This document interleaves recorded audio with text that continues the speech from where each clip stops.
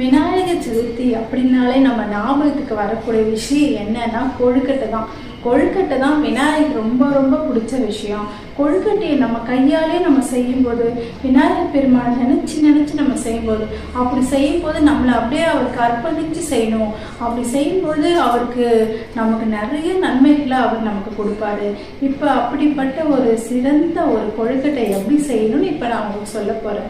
2 class பச்சரிசி, 2 class புழுங்கலரிசி எடுத்து மிஷின்ல கொடுத்து நைஸா அரைச்சி வச்சுக்கோங்க. ஒரு கடாயில நெய் ஊற்றிட்டு அந்த அரைச்சிட்டு வந்திருக்குங்க இல்லையா, அந்த மாவை நல்லா கிண்டி சுட சுட எடுத்து வச்சுக்கோங்க.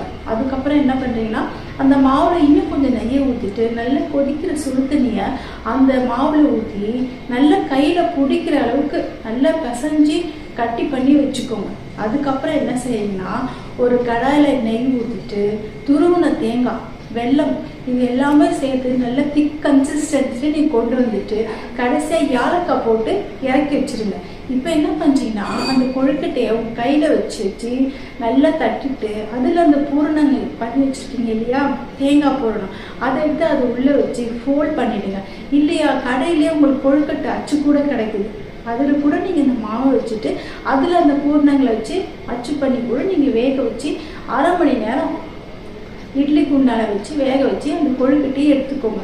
எடுத்துட்டு சாப்பிட்டு பார்த்தீங்கன்னா அவ்வளோ ஒரு சாஃப்டாக இருக்கும். சரிங்களா? அதை எடுத்து என்ன செய்யுங்கன்னா, விநாயகர் பெருமானுக்கு நெய்வேத்தியமாக வைங்க. அவர் ரொம்ப மனசு சந்தோஷப்பட்டது, ரொம்ப ரொம்ப சந்தோஷப்பட்டு உங்கள் கோரிக்கைகள் எதுவாக இருந்தாலும் அவர் அதை கண்டிப்பாக நிறைவேற்றுவார். இப்போ நீங்கள் எப்படி தேங்காய் பூரணம் செஞ்சீங்களோ அதே மாதிரி தான் வேர்க்கடலை பூரணமாக நீங்கள் செய்யலாம். இதே மாதிரி நீங்கள் என்ன செய்யணும், வெள்ளைப்பாகு திக்காய் எடுத்துட்டு அதில் நீங்கள் அந்த வேர்க்கடலை மிக்சியில் நல்லா அரைச்சிட்டு அந்த பவுடர் எடுத்து அந்த இல்லையா வெள்ளைப்பாகில் போட்டு நல்லா கலரிட்டு கொஞ்சம் நெய் விட்டுட்டு அதே மாதிரி ஏலக்காய் பவுடரும் அதில் போட்டு இறக்கலாம். நீங்கள் எப்படி தேங்காய் வச்சு பூரணமாக செஞ்சீங்களோ அதே மாதிரி வேர்க்கடலை கூட நீங்கள் கொழுக்கட்டைக்குள்ளே பூரணமாக வச்சு செய்யலாம். இது ரொம்பவே ஈஸியான ஒரு எளிமையான முறை தான். இதை நீங்கள் செய்யுங்க.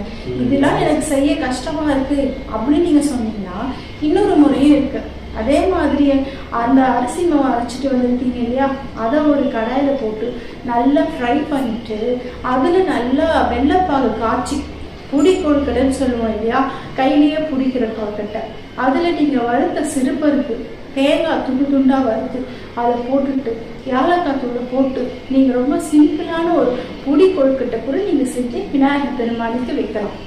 இந்த கொழுக்கட்டைலாம் செஞ்சு விநாயகர் பெருமானுக்கு நெய்வேத்தியமாக வச்சு ஆராதனை காட்டி